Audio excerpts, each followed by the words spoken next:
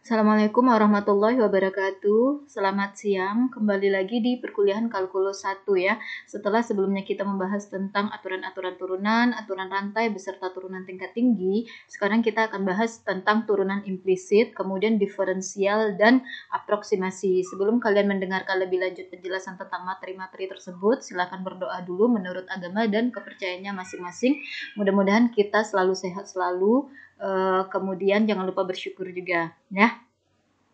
Sebelum kita membahas tentang turunan implisit, diferensial, dan approximation, saya pengen flashback dulu ke latihan soal yang pernah kita bahas di video sebelumnya, karena ada beberapa cara yang kalian lakukan kalau menurut saya justru itu merepotkan diri kalian gitu. Nah, oleh karena itu ingin disampaikan beberapa trik sedikit. Untuk nomor 1 sebenarnya tidak ada masalah untuk jawaban kalian, mayoritas kalian melakukan ini, X pangkat 5 ini pindahkan ke kanan ya untuk soal ini. Temukan turunan dari 100 per X pangkat 5 pada X sama dengan negatif 1.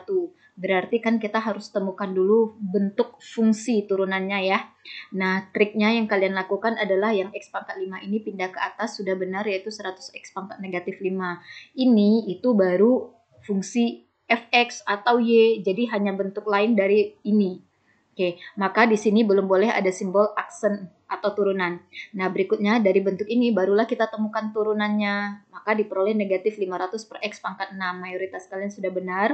Kemudian kalau jadi ini adalah y aksen atau f aksen X ya. Nah, yang ditanyakan nilai f aksen pada negatif 1, maka gantilah X di sini dengan negatif 1. Oke, dapatnya negatif 500. Berikutnya soal kedua, Y sama dengan 2 per X dikurang 1 per X kuadrat. Pertanyaannya adalah temukan nilai F aksen pada X sama dengan 2. Nah, ada salah satu dari teman kalian melakukannya dengan menyamakan dulu penyebut atas fungsi ini. Ini kan fungsi rasional nih. Disamakan penyebutnya jadi X kuadrat, kemudian di pembilangnya menjadi yang ini menjadi 2X, dikurang yang ini tetap 1. Kemudian setelah itu dilakukan aturan turunan terhadap pembagian antara dua buah fungsi. Karena kan di pembilang jadinya ada 2X kurang 1, di penyebut ada X kuadrat. Nah, itu proses itu sih tidak salah. Namun itu akan merepotkan. Nah, menjalankan aturan pembagian aturan untuk perkalian antara dua buah fungsi, aturan turunan dan pembagian antara dua buah fungsi itu kan tidak terlalu efisien ya. Selagi kita bisa melakukan penyederhanaan. Nah, trik yang baik dilakukan adalah 2 per X dituliskan menjadi 2X pangkat negatif 1, kemudian 1 per X kuadrat dituliskan menjadi 1X pangkat negatif 2 atau X pangkat negatif 2 saja. Nah, berikutnya turunkanlah masing-masing suku ini. Turunan dari 2X pangkat negatif 1 adalah negatif 2X pangkat 2. Kemudian turunan dari negatif X pangkat negatif 2 adalah jadi positif 2X pangkat negatif 3. Karena negatif ini dikurangkan ya. Nah, berikutnya, kalau kita sebenarnya sampai sini saja oke. Namun, kan kita mau mengganti X dengan suatu bilangan ya. Untuk menghindari kesalahan, maka sebaiknya X pangkat negatif 2 ini tuliskan ke bawah atau pindahkan ke bawah supaya pangkatnya jadi positif. Jadi ini menjadi X kuadrat, yang ini penyebutnya menjadi X pangkat 3. Udah, tinggal gantilah nilai X-nya dengan 2. Jadi sebaiknya proses yang dilakukan untuk fungsi ini menemukan turunannya adalah dengan seperti ini aja. Karena toh penyebutnya juga lumayan sederhana kan ya, hanya satu suku saja. Jadi jangan lakukan penyamaan penyebut. Oke. Nah, berikutnya, soal ini. Gunakan aturan turunan untuk perkalian fungsi untuk menemukan nilai f aksen pada X sama dengan 0 jika ini. Nah, ini kan kita melakukan perkalian antara dua buah fungsi ya. Let's say ini adalah fungsi U, kemudian ini adalah fungsi V-nya. Nah, kemudian kalian bisa tuh menemukan f aksen X-nya seperti ini. Ya, sudah benar. Nah, sampai sini sebenarnya sudah oke. Tapi kalau kalian buka yang perkalian ini dikali-kalikan ke dalam, itu silakan. Kemudian digabungkan dengan ini silakan. Tapi kalau pertanyaannya adalah menemukan nilai turunan pada suatu bilangan, di sini kan bilangan itu 0. Nah, maka membuka kurung ini menjadi tidak efisien karena justru perhitungan kita akan lebih rumit nantinya. Nah, sebaiknya adalah langsung saja ganti X, semua X yang ada di sini dengan bilangan tersebut. Kalau di sini diganti X yang menjadi 0, ya tinggal ganti saja semua X-nya dengan 0. Perhitungan kita akan lebih mudah. 10 kali 0, 0.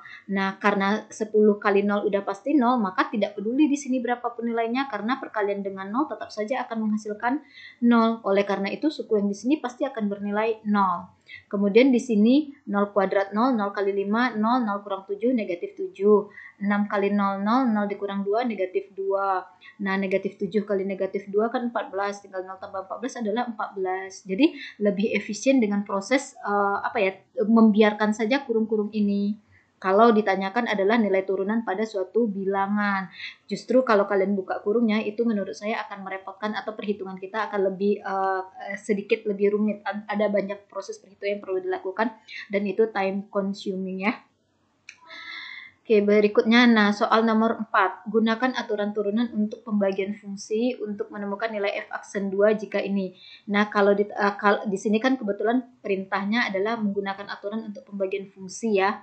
Jadi, maka kita lakukan dengan proses seperti ini. Tapi, karena kita sudah membahas aturan rantai untuk menemukan turunan dari buah fungsi, maka sebaiknya kalau di pembilang ini adalah suatu bilangan, bukan berbentuk suatu fungsi yang tergantung pada variabel, maka sebaiknya nyatakan aja ini sebagai 2 dikali buka kurung 4x kuadrat kurang 3x tambah 9 tutup kurung pangkat negatif 1. Nah, menemukan turunan dari fungsi yang demikian itu akan lebih mudah ketimbang kita menjalankan ini. Lebih sedikit waktu yang kita butuhkan. Ya, itu khusus jika di pembilangnya berbentuk suatu bilangan. Oke, itu saja untuk flashback materi yang sebelumnya, karena materi-materi berikutnya kan masih terkait tentang turunan ya. Kalau ini tidak disampaikan ke kalian sayang sekali. Oke, kita masuk ke turunan implisit.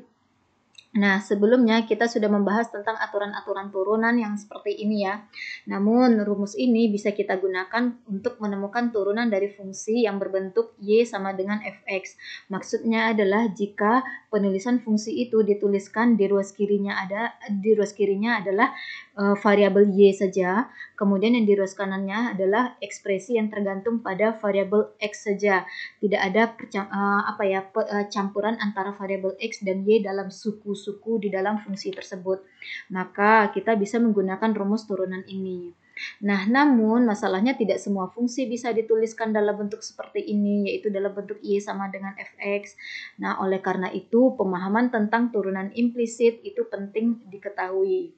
Nah, sebelum kita lihat contohnya fungsi yang seperti apa sih yang kita perlu melakukan turunan implisit, nah kita bahas dulu sedikit konsep tentang turunan dari y, di mana y itu adalah variabel tak bebas yang tergantung pada variabel x. Nah, di sini let's say kita punya y sama dengan yx, artinya variabel y ini itu bukan variabel bebas, melainkan dia tergantung pada variabel x. Jadi penulisan yang seperti ini itu menunjukkan bahwa yang y ini itu tergantung pada variabel x. Nah, sebagaimana yang kalian ketahui bahwa turunan pertama dari y terhadap variabel x ya harusnya di sini ditambahkan turunan pertama dari y terhadap variabel x kan kita notasikan dengan y aksen atau dy dx ya. Oke, kemudian tapi hati-hati kalau kita bicara turunan y terhadap y itu adalah 1. Oke, cuman kan kita fokus turunannya terhadap variabel x. Kemudian turunan pertama dari y kuadrat, di mana y itu adalah variabel yang tergantung pada variabel x. Maka dengan menggunakan aturan rantai akan diperoleh bahwa turunan pertama dari y kuadrat terhadap variabel x adalah 2y dikali y aksen, atau 2y kali dy dx. Jadi perkalian dengan y aksen ini penting. Kenapa? Karena y itu bukan variabel bebas, tapi dia adalah variabel tak bebas yang tergantung pada x, dan turunan yang kita bicarakan juga turunan terhadap x. Kalau kita bicara turunan dari x kuadrat terhadap x, itu kan 2x ya. Tapi kalau turunan dari y kuadrat terhadap x, itu adalah 2y kali y aksen, dimana karena y itu tergantung pada variabel x. Kalau turunan dari y kuadrat terhadap y itu adalah 2y, karena ya bicaranya terhadap variabel itu sendiri. Namun kan ini kita bicara turunannya terhadap variabel yang berbeda ya, dimana y itu tergantung pada variabel x. Jadi turunan pertama dari y kuadrat terhadap variabel x adalah 2y kali y aksen, atau 2y dikali turunannya y itu dengan menggunakan aturan rantai. Kemudian turunan pertama dari y pangkat 3 adalah 3y kuadrat kali y aksen. Jadi semacam kayak turunan, kalau turunan X pangkat 3 kan 3X pangkat 2 ya. Namun di sini turunan dari Y pangkat 3 terhadap X adalah 3Y kuadrat, tapi kemudian dikalikan lagi dengan turunan dari Y itu. Kemudian secara umum turunan pertama dari Y pangkat N terhadap variabel X adalah N dikali Y dikali variabelnya ini dikurang 1, variabelnya ini berpangkat N dikurang 1 dikali dengan turunan dari Y tersebut. Oke, diingat pola yang ini ya, karena ini akan kita pakai untuk memecahkan turunan implisit. Kita lihat contohnya. Temukan Y aksen dari fungsi pada persamaan Y pangkat 3 tambah 7Y sama dengan X pangkat 3, di mana Y itu diketahui bahwa dia merupakan variabel tak bebas yang tergantung pada variabel X. Nah, kita lihat Y pangkat 3 tambah 7Y sama dengan X pangkat 3, berarti kan Y-nya itu tidak sendirian ya, maksudnya dia berpangkat. Oleh karena itu, kita di sini menggunakan turunan implisit. Nah, turunan dari Y terhadap X itu adalah 3Y kuadrat dikali Y aksen. Ya, 1 kali 3, jadi perlakukan seperti biasa pada aturan turunan, tapi jangan lupa dikalikan dengan Y aksen. Turunan dari Y pangkat 3 kan 3Y kuadrat ya, kemudian dikalikan dengan turunan dia sendiri, yaitu kali dengan Y aksen. Ditambah 7 kali turunan dari Y. Turunan dari Y kan Y aksen itu sendiri ya. Makanya di sini ditambah 7Y aksen. Sama dengan turunan dari X pangkat 3. Nah, ini seperti biasa yaitu 3X kuadrat. Tidak perlu dikali X aksen karena kan X itu emang sudah variabel bebasnya. Berbeda dengan di sini turunan dari Y pangkat 3 kan 3Y kuadrat, bentuknya sama. Tapi yang di sini dikali dengan Y aksen, kenapa? Karena Y itu adalah variabel tidak bebas di mana di dalam diri dia ada variabel, yaitu variabel X. Nah, di sini karena dua suku ini mengandung variabel Y aksen, maka kita kelompokkan yang Y aksen itu keluarkan, sehingga di sini 3Y kuadrat kali Y aksen, keluarkan Y aksennya kan tersisa 3Y kuadrat, 7Y aksen kita keluarkan Y aksennya tersisa 7. Jadi Y aksen kali 3Y kuadrat tambah 7 sama dengan 3X kuadrat. Yang kita butuhkan kan menemukan Y aksen ya. Jadi Y aksen sama dengan 3X kuadrat dibagi ini 3Y kuadrat tambah 7 ini. Udah, maka inilah yang menjadi Y aksen untuk fungsi ini. Karena kan tidak mudah ya, kalaupun kita temukan Y sama dengan suatu fungsi yang tergantung variabel X, tidak mudah memecahkan dari sini. Maka lebih baik menggunakan turunan implisit saja. Ketemu Y aksennya sama dengan ini. Walaupun di ruas kanan ini ada variabel Y muncul, tidak masalah. Nah, contoh kedua, temukan Y aksen dari fungsi pada persamaan 4X kuadrat kali Y dikurang 3Y sama dengan X pangkat 3 kurang 1, dengan catatan bahwa Y itu adalah suatu variabel yang tergantung pada variabel X. Jadi di dalam tubuh Y itu ada variabel X. Nah, ini ya tadi soalnya. Nah, untuk turunan dari suku pertama ini adalah kan perkalian antara dua buah variabel ya, yaitu perkalian antara 4X kuadrat dengan Y. Maka untuk menemukan turunan ini, kita harus melakukan aturan turunan pada perkalian antara dua buah fungsi. Nah, caranya adalah kita asumsikan U itu sama dengan 4X kuadrat ini, kemudian V-nya adalah yang Y ini saja. Ya, jadi U sama dengan 4X kuadrat dan V-nya adalah Y. Kemudian U aksen ini adalah turunan terhadap variabel X, yaitu 8X ya. Turunan dari 4X kuadrat adalah 8X. Turunan dari Y ini adalah Y aksen, karena kan Y di dalam tubuhnya ada X. Jadi turunan Y adalah Y aksen. Nah, maka turunan dari 4X kuadrat Y terhadap X ini ya, turunan dari 4X kuadrat Y, ini harusnya ada Y-nya ya. Turunan dari 4X kuadrat Y terhadap X itu adalah kali silang 8XY, ini ditambah 4X kuadrat Y aksen ini. Oke, nah berikutnya barulah kita bisa tuliskan turunan ini secara lengkap. Kebetulan hanya satu suku ini saja yang mengandung perkalian antara dua buah variabel. Makanya kita perlu cara ini. Kalau yang suku ini dan suku ini itu kan hanya mengandung satu variabel. Jadi tidak perlu lakukan seperti ini. Nah, turunan dari 4X kuadrat Y tadi adalah yang ini ya, satu paket ini. Jadi, yang dua suku pertama ini saja itu adalah untuk turunan ini saja. Kemudian dikurang turunan dari 3Y adalah 3Y aksen. ya.